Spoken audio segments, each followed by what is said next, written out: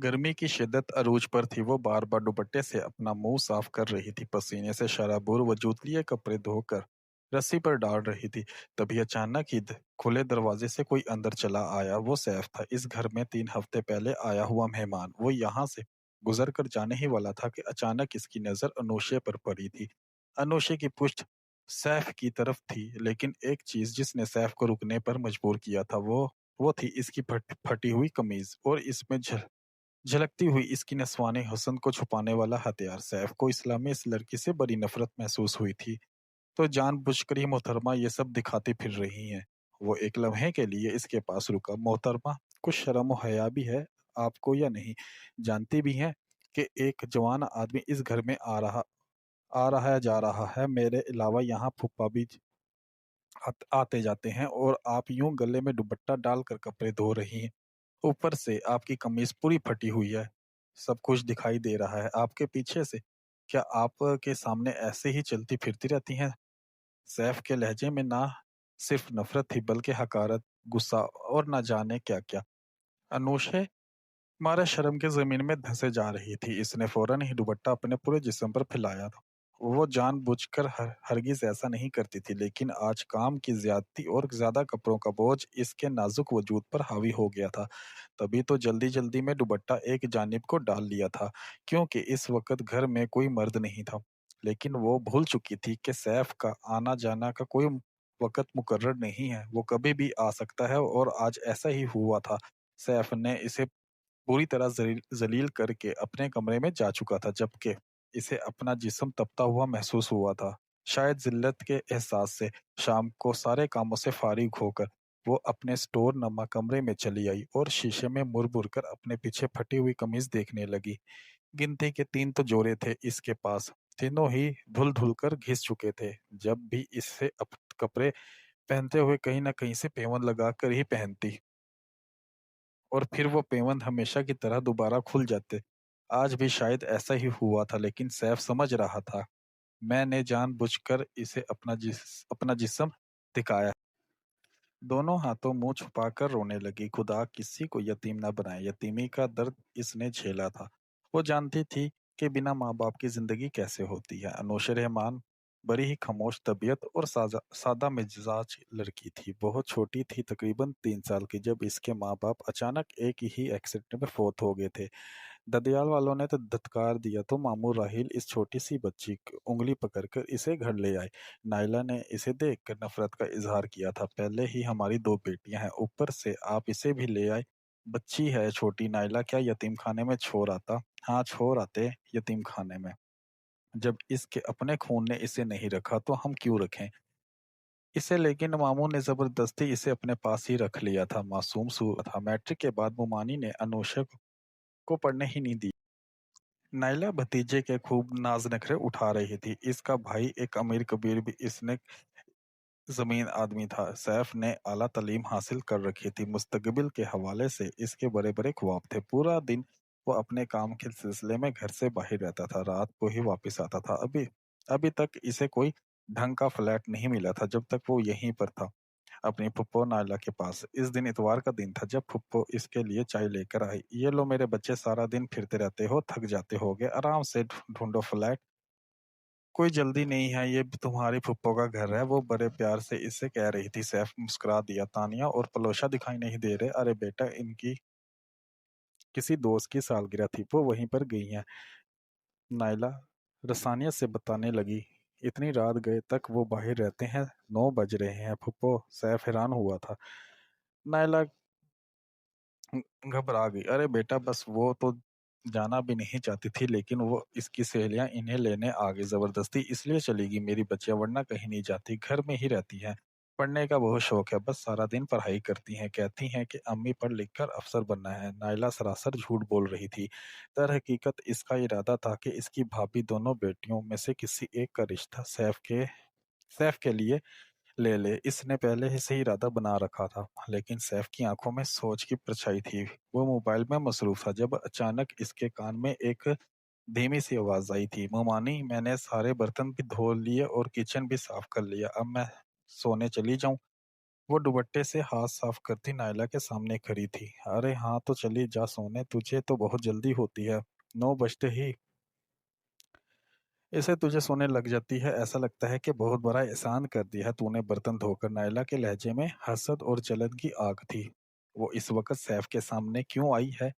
अनोशा ने सैफ को देखा ही नहीं था। वो बेख्याली में यहाँ चली आई, लेकिन फिर शर्मिंदा से पलट गई थी। सैफ की झुकती नजरों ने दूर तक इसका पीछा किया था। ये फूफा जी की बहन की बेटी है, आप लोगों ने पाला है इसे? सैफ नाइला से पूछ रहा था। अरे हाँ बेटा, हमने तो इस यतीम के सर पर हाथ रखा, ये सोचकर कि कल को ये हमें कोई सिला देगी। लेकिन भाई उल्टा ही मजाज है इस लड़की का। बहुत नखरे हैं, किसी से बात भी नहीं करती, अपने आप को मलका समझती है। तुम्हारे फूफा ने इसे सर पर चढ़ा रखा हुआ।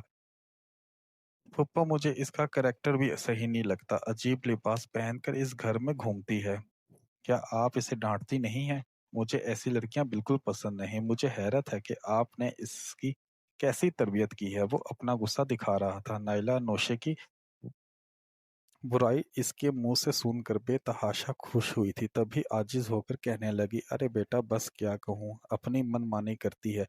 वो बड़ी ही आवारा मजाज लड़की है, किसी की नहीं सुनती। भाग भाग कर कपड़े सिखाने छत छत पर जाती है। ना जाने इसे छत पर क्या मिलता है। एक एक दो अपनी तरफ से लगाकर इसने सैफ को और भी अनोशे की तरफ से बुरा कर दिया था। सैफ तासफ से गर्दन हिलाने लगा।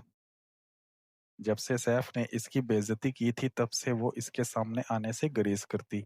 इसे तो बचपन से ही जिल्लत बर्दाश्त करने की आदत थी, तो वो अपनी जरूरियात की चीजों के लिए भी हमेशा परेशान रहती थी। हाथ मसलती हुई मोमानी के सामने कहती, वो मोमानी इसे झिड़क देती। नाचार इसने तानिया से कहना शुरू कर दिया। वो इसे अपनी पुरानी चीजें उठाकर दे देती। अभी भी मुमानी पड़ोस में गई हुई थी, जबकि तानिया और पलवशा कॉलेज। मामू का छोटा बेटा फवाद छत पर पतंग उड़ा रहा था। अनोशे फर्श धो रही थी। अचानक ही दरवाजा बजा था। दरवाजे पर पड़ोस में रहने वाली खाला रुकैया का बेटा था। वो टर वो टरे में न्याज लेकर आया था। अनोशे परेशान सी हो गई। वो दरवाजे पर कैसे जाए? दो तीन दफा फवाद को आवाज दी, लेकिन इसने सुना ही नहीं। नाचार इसने थोड़ा सा दरवाजा खुद ही खोल दिया। हवा इतनी तेज थी कि पूरा दरवाजा खुद ही खुल गया। सामने खड़ा नौजवान साइड पे हो गया। इसने ट्रे अनोशे के हाथ में थमा दी। जैसे ही इसने ट्रे दी, अनोशे इसे लेकर साइड में हो गई थी। खाली ट्रे इसे वापस देखकर जैसे ही पलटने लगी, अचानक ही दरवाजे पर दस्तक दोबारा हुई। वो हैरान थी कि अब कौन है। दरवाजा खोला तो सामने अवैज था। अवैज बड़े धड़ल्ले से अंदर आया था। नौशे को इसे देखकर जान निकलती हुई महसूस हुई, क्योंकि वो इसे कुछ अजीब सी नजरों।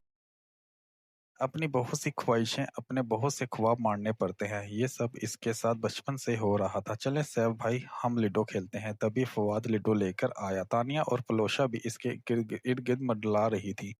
ये खास तौर पर नायला की ताकीद थी कि तुम दोनों इसे अपनी मौजूदगी का एहसास दिलाओ, ताकि इसे भी पता चले, इसे भी तुम्हारी मौजूदगी का एहसास हो। क्या पता वो खुद तुम्हें पसंद कर ले और ख्वाब भी तुम्हारा रिश्ता मांगने आ जाए। अभी से ही वो सैफ को अपना दामाद के रूप में देखने लगी थी। हाँ हाँ, लिडो खेलते हैं, बहुत मजा आएगा, तानिया पुरजोश होकर बोली थी। सब घेरा डालकर बैठ गए थे। सैफ भी इनके साथ हंसी मजाक कर रहा था। माहौल बड़ा ही खुशगवार था। तभी अचानक राहिल फवाद से कहने लगा, जाओ बेटा, बहन को बुला लो। नौशे को वहां अकेली अकेली पड़ी होगी, वो भी इसके घर की फर्द है। ये सुनते ही नायला का मुंह बन गया। वो अपने शोहर को घूरने लगी। तानिया और पलोशा को भी बाप की बात पर गुस्सा आया। तभी नायला कहने लगी, अरे इसे कहाँ दिलचस्पी है इन सब के दरमियान बैठने में। वो तो बस अपनी दुनिया में मगर रहती है, जो इसने अपनी दुनिया बसा रखी है। कह रही थी कि मामू से कहीं मोबाइल लेके दें। देख लो इस महारानी के नखरे, इसने कब मोबाइल की फरमाइश की? राहिल हैरान होकर अपनी बीवी को देख रहा था। तभी फवाद कहने लगा, मैं अनुषा को बुलाकर लाता हूँ। वो फौरन ही उठकर भागा था। इसके कमरे में जहां बिस्तर में लेटी अजीब अजीब अजीब अजीब सोचों में मुब्तला घूरे जा रही थी। अनोशे आपको अब्बू बुला रहे हैं। क्यों, क्या हुआ, कोई बात हो गई है? वो कांपती हुई उठ खड़ी हुई थी। हमेशा ही ऐसे होता था। मोमानी या तो मामू को शिकायत करती थी या फिर इसकी किसी बात पर इसे कटहरे में खड़ा कर दिया जाता था। इसलिए अभी भी वो डर गई थी। ये सुनकर फवाद हंसा था, फिर कहने लगा, आप खुद ही आ जाएं और देख लें। वो फौरन ही भाग गया, जबकि अनोशे में काले रंग की चादर को खुद से ढांप लिया था। वो जानती थी कि सैफ भी वहां पर होगा। खुदाया, इसके सामने मुमानी मेरी बेइज्जती करेंगी। जिल्लत का एहसास अभी भी इसकी आंखों में पानी ला रहा था। वो फिर नजरें झुकाए इनके सामने खड़ी थी। मामू, आपने मुझे बुलाया है? धीमे से लहजे में वो कहने लगी। तो मामू बड़े प्यार से कहने लगे, बेटा, हाँ बेटा, कोई बात नहीं है, बस बहनों के साथ बैठो, सैफ भी आया हुआ है। क्यों अकेले अपने कमरे में पड़ी रहती हो? मामू के कहने पर वो वहीं कोने में बैठ गई थी, जबकि नायला ने पहलू बदला था। पलवशा और तानिया भी इसे घूर घूर कर देख रही थी। उंगलियां मसलती वो वहीं पर बैठ गई। सैफ किन आंखों से इसकी एक हरकत नोट कर रहा था। वो पाँव के अंगूठे को हरकत देती हुई कभी उंगलियां चटकाने लग जाती। नजरें तो नीचे जमीन में चिपकी हुई थीं। चाय बनवा लो नाइला, सब बैठे हुए हैं, मामू ने फरमाइश की। तो अनोशे पलक झपकते उठ खड़ी हुई। मैं बनाकर लाती हूँ मामू। वो वैसे भी इस माहौल से फरार होना चाहती थी। आज तानिया चाय बनाकर लाएगी। सैफ के कहने पर तानिया हैरान रह गई। इसे बिल्कुल भी अच्छी चाय बनाने नहीं आती थी। नाइला भी घबरा गई थी, लेकिन खुश हुई थी कि इसने तानिया का नाम लिया। अनूशे वहीं पर बैठ गई। तानिया घबराकर उठ खड़ी हुई। फिर नाचार इसे किचन में जाना पड़ा, जहां वो कभी कदम रखना भी नहीं पसंद करती थी। लो, अब आपकी पार्टनर तो चली गई है। ऐसा करें, आप अनोशे बाजी को अपना पार्टनर बना ले। फवाद ने गेम अधूरा रह जाने पर सदमा किया था। हाँ, ये ठीक है, मेरा ख्याल है कि मैं इसे अपना पार्टनर बना लेता हूँ, लेकिन ये बहुत ही कमजोर पार्टनर है। मुझे मुझे ही इसका गेम खेलना पड़ेगा। वो गहरी नजरें इस पर जमाए बैठा था। आ जाए नौशेबाजी। नहीं नहीं, मुझे ये गेम खेलने नहीं, मैं जा रही हूँ। वो एकदम से उठ खड़ी हुई। मोमानी इसे बुरी तरह घूर घूर कर देखे जा रही थी। वो वैसे भी इनकी नजरों से डरती थी। इसके जाने के बाद मोमानी सैफ के सामने कहने लगी, बस देख लो इस लड़की के नखरे। लोगों में बैठना तो पसंद ही नहीं करती। सैफ पर ख्याल अंदाज में कुछ सोच रहा था। फिर 3-4 दिन बाद अपना सामान लेकर सैफ इस घर से चला गया था। इसे फ्लैट मिल गया था वहां इस्लामाबाद में। इसका घर बहुत ही खूबसूरत था। इनके घर में दौलत की कोई कमी नहीं थी, और जबकि इसके बाप का अपना कारोबार था। वो यही चाहते थे कि सैफ अपने कारोबार को आगे बढ़ाए, लेकिन सैफ का दिमाग पहले कुछ सीखने का था। तब भी तो एक बड़ी इंटरनेशनल कंपनी में नौकरी हासिल करने में कामयाब हो गया था। वो यहाँ इस कराची शहर में बहुत कुछ सीखने और कुछ हासिल करने आया था। इसके बड़े बड़े ख्वाब थे। पप्पू के घर से जाने के बाद एक मासूम चेहरा बार बार इसकी निगाहों के सामने आता रहा। ना चाहते हुए भी वो इसे फरामोश नहीं कर पा रहा था। रोजाना ही अम्मी से इसकी फोन पर बात होती थी, जो इसकी खैरियत जानने के लिए बेचैन होती थी। अनुशे फर्श रगड़ रगड़ कर धो रही थी, जब अचानक खुले दरवाजे से खाला कलसूम चली आई। मोमानी अपने कमरे से निकली, कलसूम को देखकर वहीं पर बिठा लिया। खाला कलसूम की निगाहें नौशे पर थी। जब भी वो आती, नौशे का दिल चाहता कि जमीन में दफन हो जाए। वो अपने आवारा और लोफर बेटे के लिए नौशे का हाथ मांगना मांगना चाहती थी। वो मोमानी की कजन थी। तभी इसके सामने नाइला से कहने लगी, कब से कह रही हूँ इस लड़की को मेरे अवैस के लिए दे दो। आखिर तुमने इसे पाला है, इसका फैसला करने का अख्तियार भी तुम्हारे पास है। खाला कुलसुम ने आज फिर वही बात दोहराई थी। नाइला ये सुनकर खुश हो गई। फिर कहने लगी, हाँ हाँ, मैं भी सोच रही हूँ आज तुम्हारे भाई से बात करूं। इसने मामू से बात करती हूँ, इसे आखिर कब तक ये हमारे सर पर सवार रहेगी। अरे हमें अपनी औलाद का भी सोचना है। दो दो बेटियां हैं, एक बेटा है। ये सुनकर तो कुलसुम की खुशी की इंतहा ना रही। ये नगीना इसके आवारा बेटे की जिंदगी को रौनक बख्श बख्श देगी।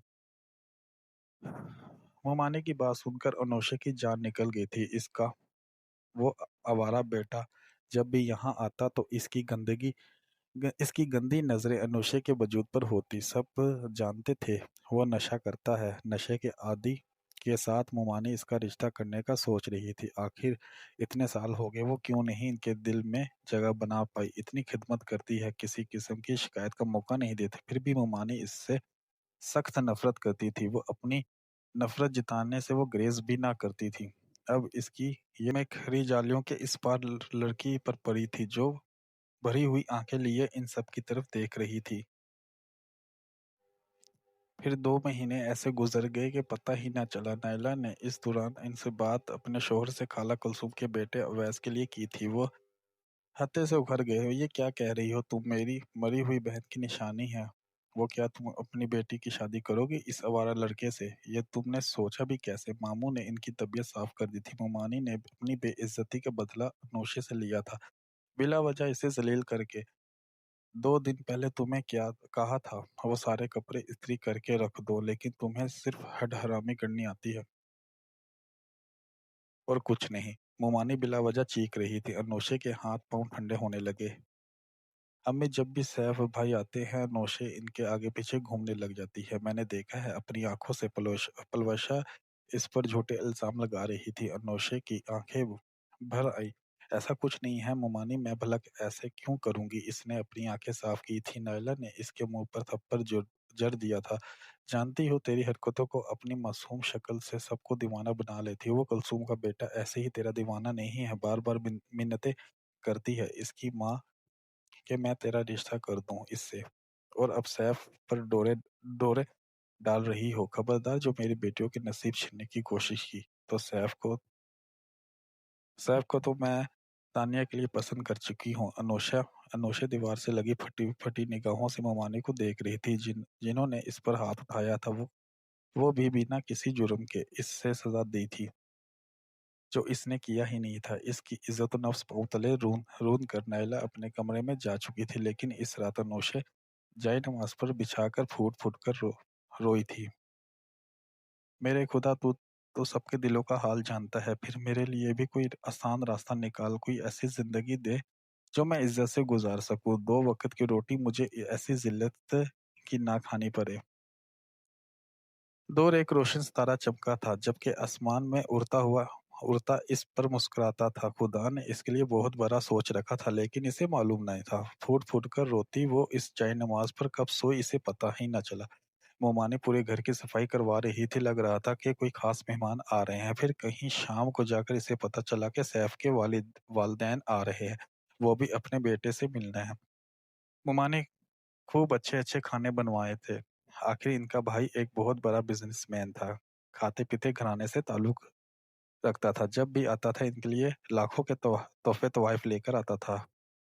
फिर अब तो इनकी भाभी सामिया ने भी बताया था कि वो किसी खास खास काम से आ रही हैं। वो खास काम क्या होगा? मोमानी अभी सही सोच के खुश हो रही थी। शायद वो तानिया का रिश्ता मांगने आ रही हैं अपने बेटे सैफ के लिए, क्योंकि अब माशाल्लाह से वो रोजगार हो गया है। वो इसी उम्मीद पर खुशी से निहाल हो रही थी। थोड़ी ही देर बाद वो पहुंच पहुंच गए थे। सैफ भी अपने फ्लैट से यहाँ आ गया था। माँ बाप से मिलकर वो बहुत खुश था। आखिर इनका इकलौता लाडला बेटा था। सामिया की बेचैन निगाहें किसी को तलाश कर रही थी, जिसके बारे में इनके बेटे ने इन्हें बताया था, लेकिन वो कहीं दिखाई नहीं दे रही थी। तभी वो सरगोशी में सैफ से कहने लगी, कहाँ है वो? तो मैं यहाँ पूरे 12 साल सैफ और इसके घर वालों के जानने के बाद ही नायला ने अपना गुस्सा इस पर उतारा था। देखो जरा कितनी होशियार है, कैसे इस लड़के को उल्लू बना लिया। मैंने कुछ नहीं किया मोमानी, मेरा यकीन करें।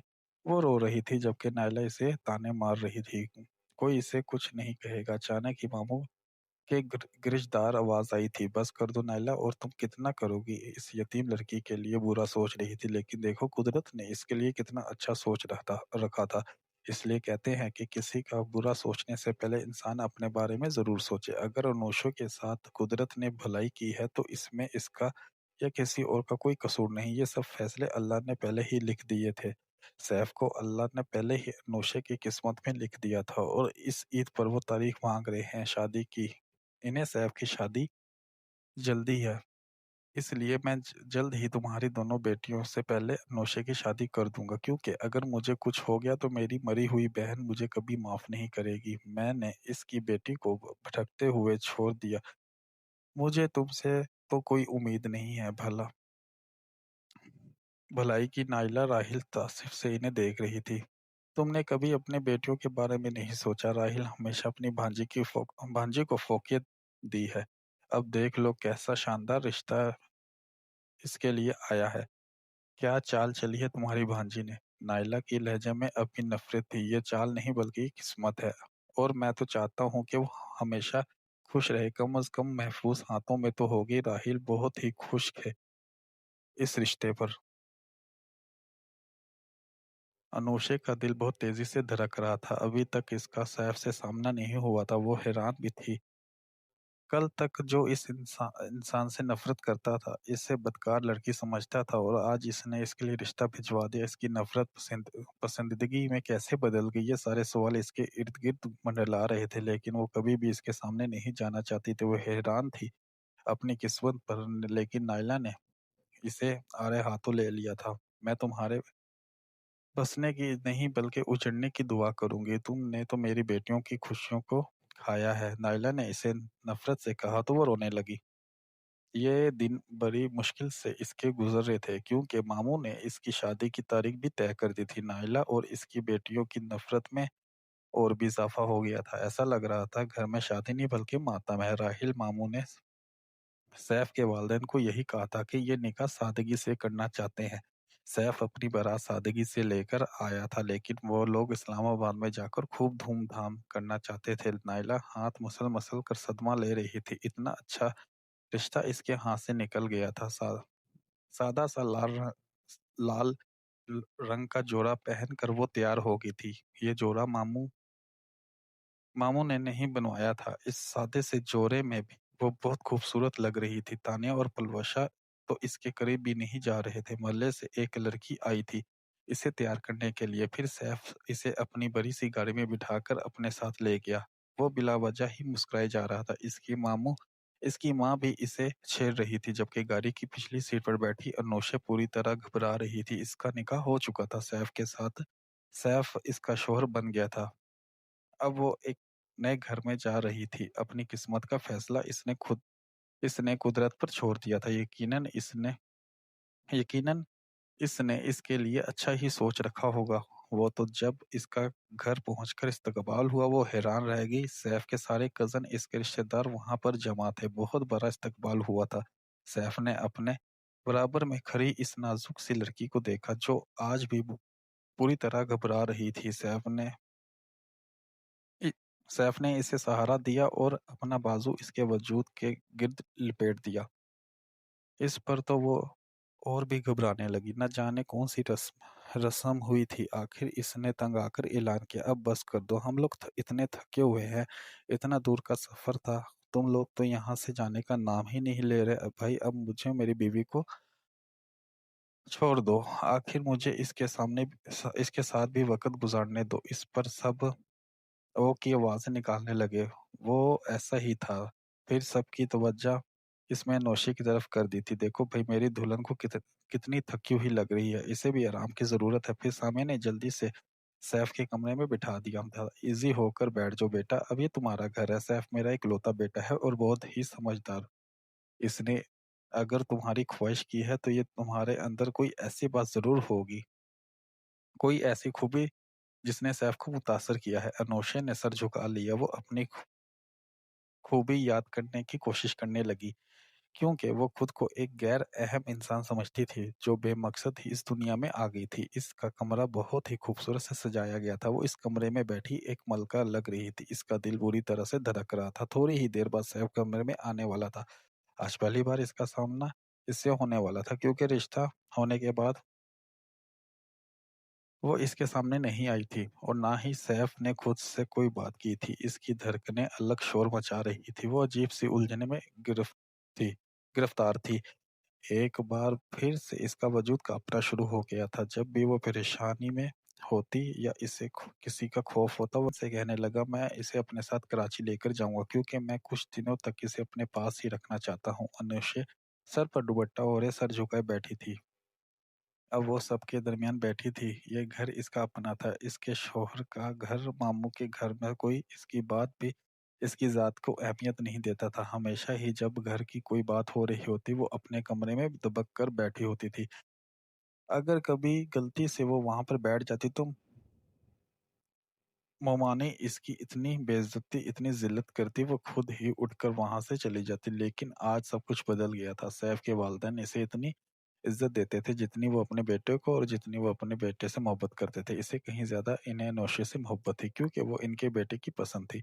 लो अगर तुम इसे अपने साथ ले जाओगे तो फिर तुम्हारा शादी करने का क्या फ़ायदा? मेरा घर तो फिर सूना हो जाएगा।